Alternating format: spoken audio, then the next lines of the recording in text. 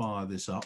Yeah. So kind of since the last one, had you had any thoughts around what you might do if you were to write a book or something similar? Yeah, early doors. I mean, I put a bit more into LinkedIn on that session we've done, so I did a bit more with that. Yep. Just really early doors, so just started getting a few ideas, probably not giving it as much time as I'd like, bearing in mind tax sharing and things, but yeah, getting a few ideas about how it might look, really. Yeah. Awesome. That's great. So let me just share this screen. I mean, there's no question that writing a book is a serious task by any by any standard, but it's one of these things that once you kind of get your head around it, and you think you've got a grain of an idea, then it starts to move forward a bit. And appreciate if you've not had a chance to do this, but it's worth just thinking through this one at some point. This is what I was suggesting you have a look at last time. Just think about, like, who are you? What do you bring to the party? What do I want to accomplish by writing a book? Is it just have a nice business card? Is it to be able to give something of value to clients? Is it a marketing tool? Is it to make some money? Who might the book be aimed at if you were to do something? And I think that's quite an important one, and we'll see why that is in a moment. Because actually, interesting, since we last spoke, another financial advisor's book has just appeared on the scene. Doug Bennett, Goals Do Come True. He's really proud of this. And it's his story. And it says on the front cover, from the edge of financial oblivion to a life of freedom and fun. That's a great story. Our own stories can often be the catalyst for something that you might want to write about. So well done to Doug for getting that one done. Here's something else worth thinking about, and a publisher would be thinking about this as well if you were to go down the publisher route. What information are these people looking for that they would buy a book about it, if that makes sense? What information are they looking for that they would buy a book about? Yeah, not the best of English, but you get where I'm coming from. Because there's so much information out there on the internet these days. So what would prompt someone to actually get their credit card out and say, I think I'll buy that, rather than what I can figure out for myself? So in the case of Doug's own story, unless he'd been blogging about his life and his financial life over the years, you wouldn't actually be able to get that information unless you bought it in the form of book. So personal finance in the form of a story always works well. That's why case studies always come across particularly well as well. And just do a few bullet points, things that you could conceivably write about if you really threw yourself into it. So those things are worth doing, even if it's a back of an envelope job, because it just starts you getting the grey cells working.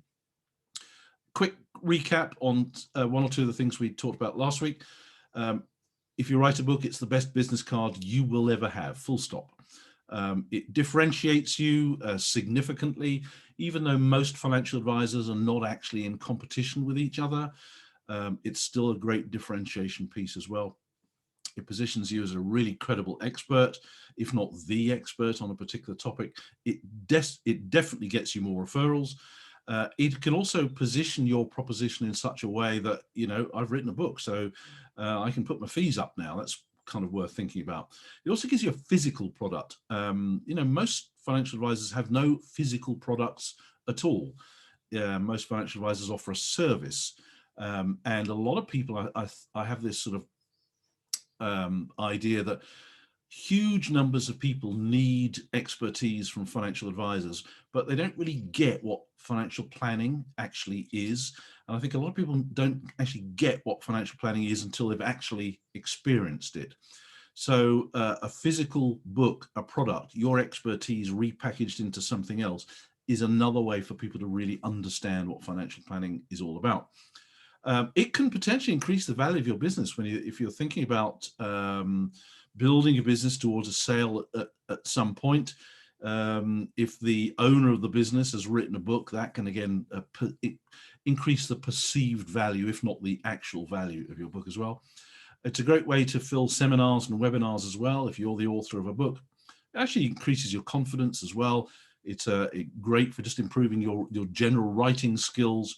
it expands your marketing and PR, and without a shadow of a doubt, having a book to your name opens unexpected doors, quite often in the form of consultancy, coaching, speaking, all that good stuff as well. And dare I say, it brings in a new income stream in its own right. So this other thing is really important. Financial advisors that have written books all report that the journey of writing their book has actually helped to clarify what they do as a business, what their actual proposition is, where their passion lies, where their expertise really lies. And that's very often an unexpected thing for most advisors when they start to write a book. The differentiation piece, I bang on about this one a lot.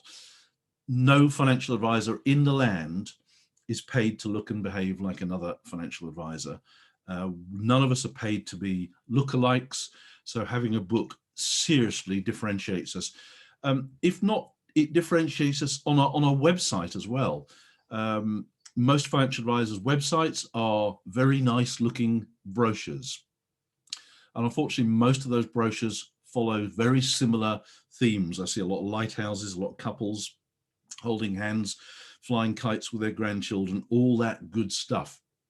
But it doesn't position you as an expert at all. It just says, we can help you with your financial future. And, you know, most people can get information about how to position their personal finances. They can get all that for free off the internet, off blogs, off podcasts. So we do have a differentiation problem, and a book differentiates you like nothing else.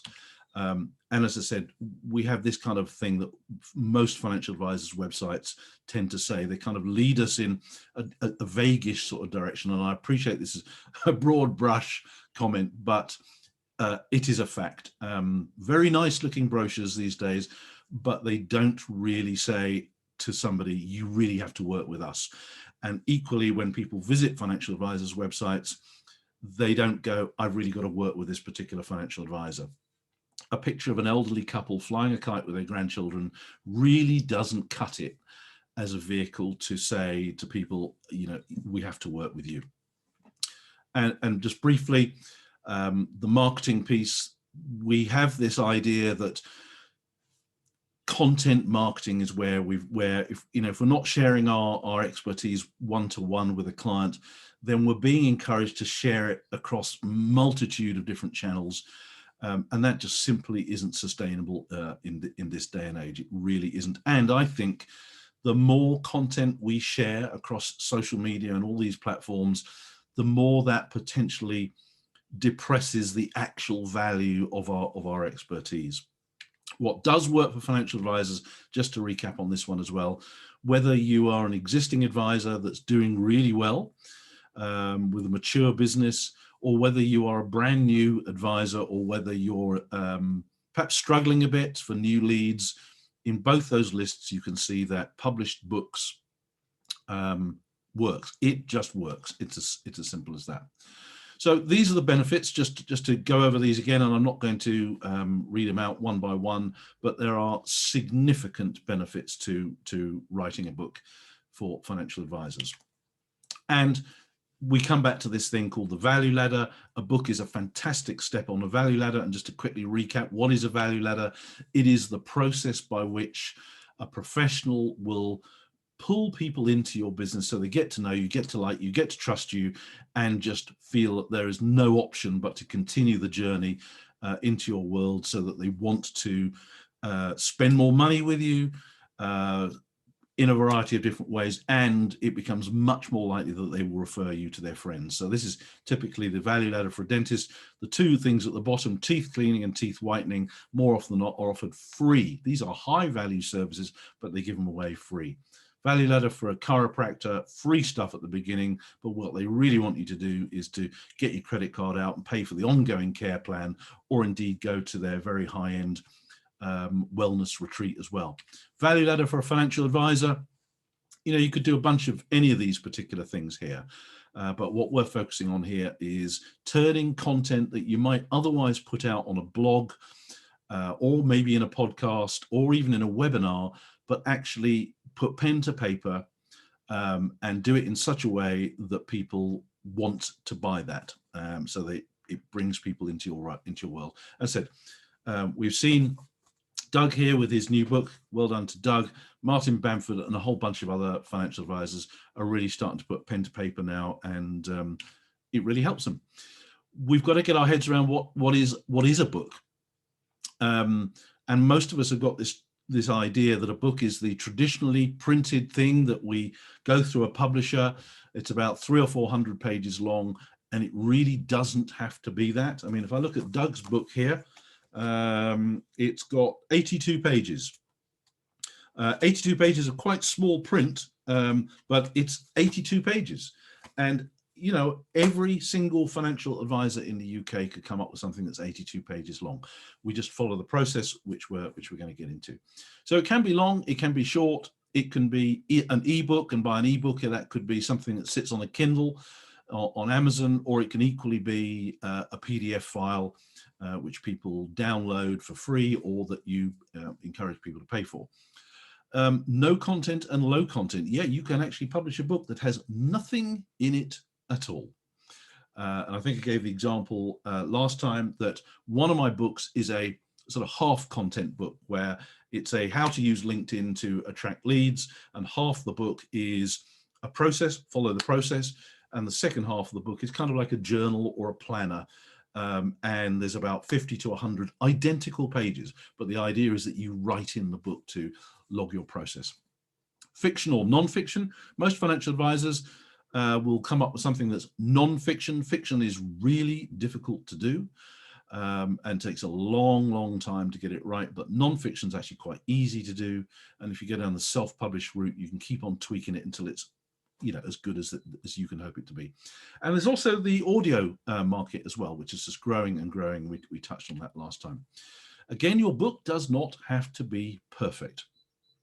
The most important thing is you get something done, and then you get it out there, and you put it out to a few friends and a few mates, get some feedback, and then you tweak it and improve upon it constantly. That's really, really important. Okay, so the approach that I'm suggesting that financial advisors take is the self-published route. But we go about producing the book as if we were actually going down the traditional publisher's route. So what is a publisher actually looking for? The first thing they're looking for is they don't want to see your manuscript, believe it or not. We've all heard these stories about how people like J.K. Rowling and many other well-known authors touted their books around publishers and got rejection after rejection after rejection. And the simple reason for that is that's not the way publishers want you to approach them. You can go to a publisher in two different ways. You can either go directly, or you can go through a literary agent. Either way, what both of them are looking for is a bit of prep, a bit of research before they even think about asking to see a manuscript. So in other words, what you do is you want to create a synopsis or a proposal. It doesn't really matter what you call it. And what the big publishers want to see in your synopsis is, who's this book aimed at? In other words, who's going to buy it? In your view, who's going to buy it? And they're going to also want to see what research you have done to kind of prove that these people will buy your book. They'll also want to know what other books are already out there that are similar. And in an ideal world, they would actually like to see that there are already competitive or similar books that are already out there in the marketplace. And the reason they want to see that is that it says to them that there is probably already a market for the topic that you are going to be writing about. They want to see in your synopsis how your book is different from the books that are already out there. And they'll also want to know why you are the person to write this, this book as well. You know, what's your credibility? And it could be, if you want to write a book about retirement planning for surgeons, they will want to see why you have credibility in that particular market. What makes you the expert on retirement planning for surgeons? And it could be as simple as saying, well, I'm a financial planner and I've been working with surgeons for the last 25 years. That in itself will be more than sufficient for them to want to know that. In an ideal world, they'd like to see if you've written something else, and that doesn't necessarily have to be that you've written another book. It could be that maybe you've written a blog, or maybe you've written a couple of articles, or maybe you've written a report or a white paper or something, just something. This isn't a deal breaker if you haven't written anything before, because when you do eventually submit a manuscript to them, it will go under the fine, go through a process where editors, proofreaders will go over it and they'll chop and change it around a bit. So it's not a deal breaker if you haven't already written something before, but it just gives them a sense for your writing style and how you approach things. They will also want to know how you're going to promote your book. There is a perception that if you come up with a manuscript that a publisher takes on board, that they'll do all the work, and we can collect some royalties in advance, and we can sit back and we can see it going on the shelves of Waterstones and WH Smith and everywhere else. They actually expect you these days to do some promotion of your own. And even at the top level, even the Lee Childs of this world, they expect Lee Child to do a global book promotion, going around the world, sitting in bookshops, having selfies, signing books, doing interviews, all that kind of stuff as well. So even the really big authors are expected to do some promotion as well. So, but just for the likes of us, if they take on a book, they will expect us to do some work as well. So they'll want to know, perhaps, do we have a social media following? Do we have a target market that is ready and waiting for our book and ready to get our credit cards out? So that will need to include that in our synopsis as well. They will also look for opportunities for bulk purchases. So maybe you've written a book that's aimed at, I don't know, a personal finance book that's aimed at teachers, for sake of argument. They'll want to get a sense of, is there an opportunity for bulk purchases? So could, do you have relationships with secondary schools or primary schools that might buy up 300 or 400 copies? That they love to see that kind of thing as well. Also, is there an overseas market? That's kind of icing on the cake as well. Is there the opportunity for it to be translated into other languages? Authors absolutely love it when they get an overseas opportunity as well. And they'll ask the question, where is your synopsis? Where's your proposal? So do not go to a publishing house with your ready written manuscript. They don't want to see that. More than likely, it'll go straight in the bin, or they won't even look at it, unless you are a top flight author with existing books already. So the first thing they're going to go is, show us your proposal, show us your synopsis.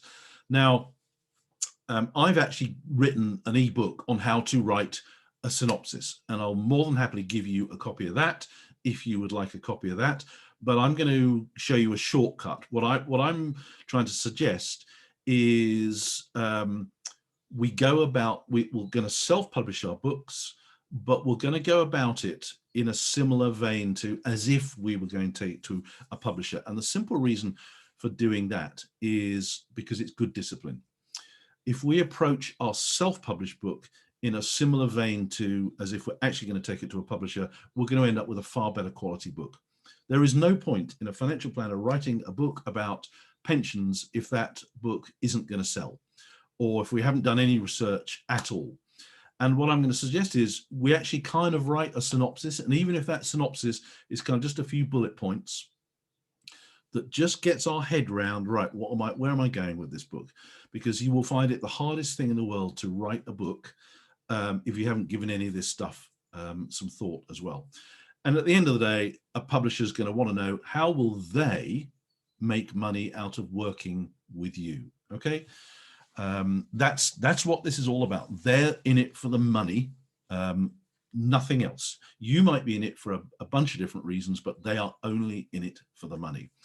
So unless they can see the answers to these questions here, who's it aimed at? What research have you done? What else is already out there? How's your book going to be different?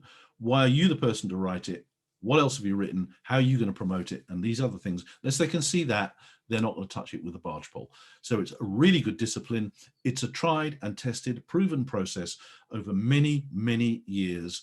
And it's worth that we follow that as well. So whenever I'm writing a new book, and I'm writing a brand new one right at the moment, I'm about 3 chapters in, I went through this process, and all I did was just jot down. I tend to get like a little pad, and I just literally answer these questions here. And the research, we've got Amazon these days. We can just go on there. We can see what other books are out there, and it's worth also looking at the comments in the reviews, just to see what are people talking about, what somebody missed out, maybe what should have they included in the book. So the reviews for books are really, really useful to you to help you do your research as well. So you don't need to go to town. Typically, if you do actually do this properly and you put in a proposal or a synopsis to a real publisher, you're going to come up with something that's 10 to 20 pages long as your synopsis. But we don't really need to go that far. We just need to do some of this work, okay, and jot down some notes so that we really get some focus right from the start. At the end of the day, it's about this. What will make people get their credit cards out on Amazon or in a bookshop and actually buy your book? And if you can't answer that, then you're probably not quite ready to start actually putting pen to paper and writing the book. So this is the question at the end of the day. What will make them get their credit cards out at the end of the day? Now, if you're self-publishing your own book as a financial advisor, I would actually put the money side of it that's the least of your concerns, because writing a book is something that you just give it to your existing clients. In fact, you give each existing client and each new client 2 copies of your book, one for them and one for them to give to their friends as well. So don't look at this as a money-making exercise in terms of royalties from Amazon and other places. What this is really about is adding to your proposition, enhancing the perception of your expertise and credibility, and that in itself will be worth significantly more to you over the long term than any sales that you'll make on the books. Yeah, it's nice to have a little bit of money coming in each month in terms of royalties, but that's not really the big prize in this. So if you were, just to put a bit more meat on the bones, if you were putting a synopsis or a proposal together for a publisher, it would look a bit like this. It would cover all those aspects that I was just talking about, but it would just start with a little introduction, a little overview, what the book's about, and so on and so forth, and what you're planning to do. So you would do this before you've written the book, okay? And as well as being great for the publisher, it just helps you to organize your mind and give you some thoughts and ideas before you even get started. So what are the benefits to the reader? What are the benefits to the publisher? And what are the benefits to you? So you would actually include this in your synopsis. You would rough out a summary of the chapters and a table of contents. The publisher will not hold you to this. So if you come up with a table of contents and a list of chapters in your synopsis, the publisher will not hold you to this. This is really to show them your kind of direction of travel, your direction of thinking. Is there a logical progression in terms of the contents that you are proposing? You would then include your market summary and analysis. You would say, right, well, I'm doing a book on retirement planning for surgeons. There's 3 other books on this particular topic out there. So there is some competition, but there's not a lot of competition.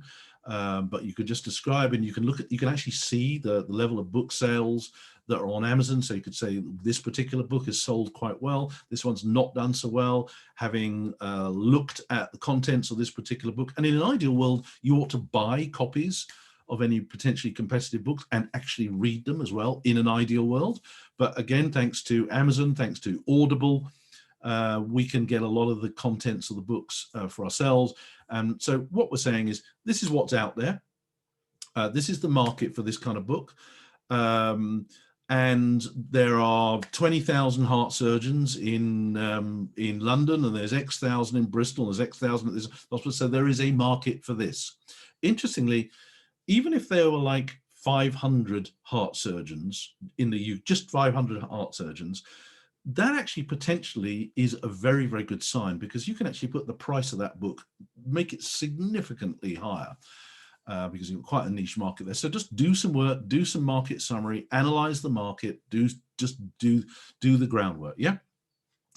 Then you'll need in your synopsis, you'll need to write a page or a few paragraphs about you. Why are you the person to write this book? What's your expertise in this area? What's your credibility for this as well? Then write a few paragraphs on how you personally will market the book. And that could be, you know, we're going to promote it to all our clients. We're going to do some PR locally. We're going to do some PR across the wider industry, because other financial advisors will buy your book as well. And that's absolutely fine. So how will you market the book? So a little bit of a marketing plan that you'll go. And in an ideal world, they would also like to see a couple of sample chapters. Again, they're not going to hold you to these chapters. In fact, what they might say is, interesting, we're going to take on your book. Interesting, the angle you've taken on those 2 sample chapters. From having read how you write and having seen your writing style, we think that you might want to tweak your chapters and perhaps take them a different line. So the publishers are there to help you. If they think the publisher that your book is going to help them, they will help you. They know their business inside out, back to front. They know what works, they know what sells. And even if you come up with a title for your book, they won't go with it. Almost certainly they won't go with your title, because they know best. It's as simple as that. Okay, you're the workhorse here, and based on your ideas, your research, your market summary, they'll say, okay, yeah, we like this book, but what we'd like you to do is take it in this particular direction here. And it's up to you as to whether or not you want to go with them, as the case may be. And then finally, just wrap up with a summary. So that's broadly speaking how your synopsis would look. As I said, I've got an ebook on how to write a synopsis. If you'd like a copy of that, just drop me a line and I'll send you that. Now, as I said, we're going to go down the self-published route for a whole bunch of different reasons. But it would be a good idea if you actually have a stab at putting a synopsis together, even if it's just a few bullet points on one page. Just get something down, write a few notes, because it will clarify in your own mind why you're even doing this at all. Now, here's an interesting one, and this is a little sneaky trick that is a brilliant way to get your book actually started. And as I said, the whole point of this challenge is not that you will get a book written in 21 days. The whole point of it is that you will get started in 21 days. And after the 21 days, you know, I can help you and hold your hand and make sure that you actually get to the finishing line, even if that finishing line is in a couple of months' time or in a couple of years' time. It doesn't really matter. But a brilliant way to actually get started is A, do this kind of synopsis, a brief, broad synopsis to get it clear in your mind as to what you're doing. But to then come up with, imagine that you have been asked to do a presentation to the sort of people who might buy your book. So let's imagine that you're on this course now, you're on this training now. Nobody else knows that you're thinking about writing a book, but somehow word gets out. Word gets out that Lee is going to be writing a book, and out of the blue, and this, trust me, this happens, you get an email from somebody in your target market, and they say, dear Lee, we've heard on the grapevine that you're writing a book. We're really interested, and we understand your book is aimed at our particular target market. We're really interested in this. Would you be interested in coming to do a presentation to our group, to our audience, to our association, whoever it might be? And you go, well, why not? You know, and they say, look, we'll give you £1,000 for coming on just to do a presentation. All we're looking for is 45 minutes to an hour's presentation. Would you be free next Friday? And let's say that you say, yeah, I would do that. So you've got to put a presentation together. And a brilliant way to do this is to think about your topic, think about your book, and think, okay, if I was to be doing a presentation to a real audience, what would I talk about? What would my PowerPoint slides look like? So a great trick is to literally open up PowerPoint and to come up with the first slide. And the first slide will probably be the title. And that title could in fact be the working title for your book. The second PowerPoint slide would probably be your agenda for the presentation. Literally just bring a few things. Right, we're going to cover this, we're going to cover this, we're going to cover this, and we're going to cover this. And then what you would probably do is then come up with a PowerPoint slide for each of the main topics that you're going to talk about in your presentation. And what you invariably find is if you approach it imagining that you are going to be giving a presentation to a real group of people on the exact topic that your book is going to cover, and you've got to put some PowerPoint slides together, you will find that those PowerPoint slides will probably drop naturally in the right order. And guess what you've got? If you come up with a dozen PowerPoint slides, you've probably got yourself a dozen chapter titles there and then. And this won't be the final chapters. They won't necessarily be in that order, and they won't be given the same titles. But if you are forced to come up with a presentation, and you think, right, what would I do? What would be my natural flow if I was talking about the same topic that my book is going to cover? You will tend to find that in putting together the PowerPoint slides, you are actually also putting together the chapter titles and the table of contents for your book. It is a brilliant way to actually get started, because what most people tend to do is they go, right, I'm going to write a book, and they sort of rough out a few notes, and then they start typing, and then it gets quite hard going. And sometimes it can get like wading through quicksand. So a really, really quick and easy way to get started in your book writing is to imagine you've got to do a presentation on the exact same topic that your book is going to cover, and literally open up PowerPoint on your computer or whatever it is you use, and put together the slides. They don't need to have any pretty pictures, but literally put together a sentence on each slide as if you were going to take this presentation to this group of people and do your presentation. And what you'll find is it automatically starts to order your thoughts in the right direction, and you probably chop and change it as time goes by, but that is an exercise that I strongly recommend that you do. So think about some thoughts for if you were doing a synopsis. Just rough out a few bullet points as to what you might cover, but I urge you literally open up PowerPoint and create one slide for each of the topics that you would cover if you were presenting on the same topic to a group of people. You don't need to do the 2 sample chapters. We'll take that task away from you, but have a stab at doing all of this. The book title, you don't need to come up with a title just yet. The title is literally the last thing we do. So anything you do come up with as a title is just literally, it's a working title. And the reason why the book title is the last thing we do is because the title can make the difference between a book selling or not, as the case may be. The cover of the book can make the difference between the thing selling or not, as the case may be. People really do judge a book by its cover. There is no question at all. So putting the cover together, putting the title together, let's not think about that for now. That's for way, way down the line. To get this done, please do allocate some time. Remember I said last time, put 20 minutes, literally put 20 minutes of your time aside, turn everything else off, take 20 minutes and see if you can do this synopsis. Even if it's just bullet points, just do that in 20 minutes and then maybe come back and do another 20 minutes another time. So 20 minutes for putting your synopsis together, and then I would suggest putting another 20 minutes aside to put together your PowerPoint slides, okay?